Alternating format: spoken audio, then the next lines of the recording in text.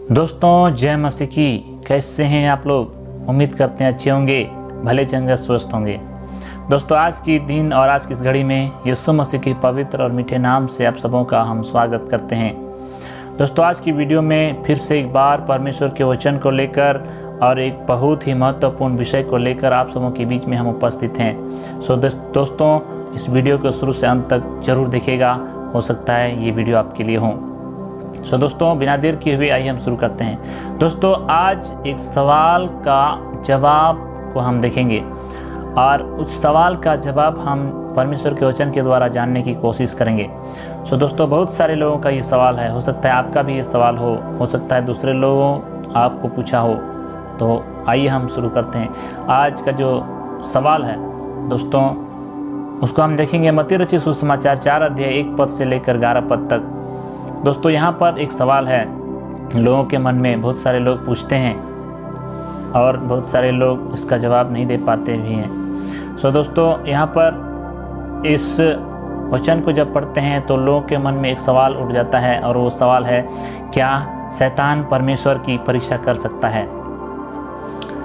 क्या शैतान परमेश्वर की परीक्षा कर सकता है? दोस्तों ये सवाल बहुत लोगों के मन में है, हो सकता है आपके मन में भी हो। बहुत सारे लोग आपको पूछे हों, आपने लोगों को जवाब दिया हो या फिर ना दे सका हो। दोस्तों आइए इस बात को जानने की कोशिश करेंगे। दोस्तों इस सवाल को थोड़ा गौर से सुनिए। कहता है, क्या शैतान परमेश्वर की परीक्षा कर सकता है? आपके पास इसका जवाब क्या होगा? मेरे पास इसका जवाब है नहीं, शैतान परमेश्वर की परीक्षा नहीं कर सकता। तो जब हम बोलते हैं शैतान परमेश्वर की परीक्षा नहीं कर सकता तो यहाँ पर लोग कहते हैं कि तो यहाँ पर शैतान यीशु मसीह की परीक्षा किया, कैसे किया? तो इससे क्या मालूम पड़ता है? तो क्या ये यीशु मसीह परमेश्वर नहीं है? यीशु मसीह 100% परमेश्वर है। अगर यीशु मसीह 100% परमेश्वर है तो शैतान कैसे उसकी परीक्षा किया? सवाल तो है भैया, लेकिन उसका जवाब भी यहीं पर लिखा हुआ है। यहाँ पर हम देखते हैं शैतान यीशु मसीह की परीक्षा नहीं कर सकता, और यहाँ पर यीशु मसीह की परीक्षा अगर शैतान किया है तो यहाँ पर इसका मतलब ये नहीं है कि यीशु मसीह परमेश्वर नहीं है।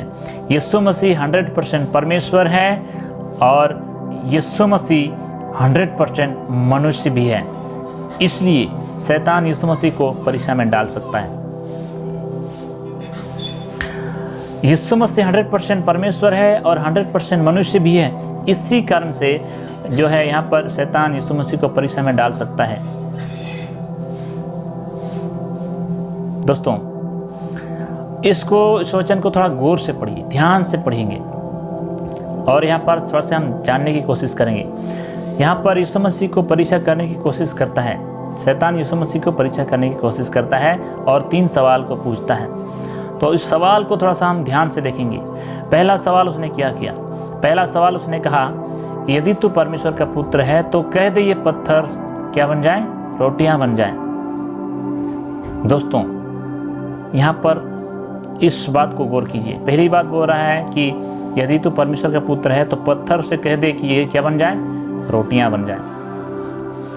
तो आप ध्यान दीजिए, परमेश्वर ने जो चीज पहले बनाया वो बना दिया है। वो पत्थर है तो पत्थर को रोटी क्यों बनाएगा?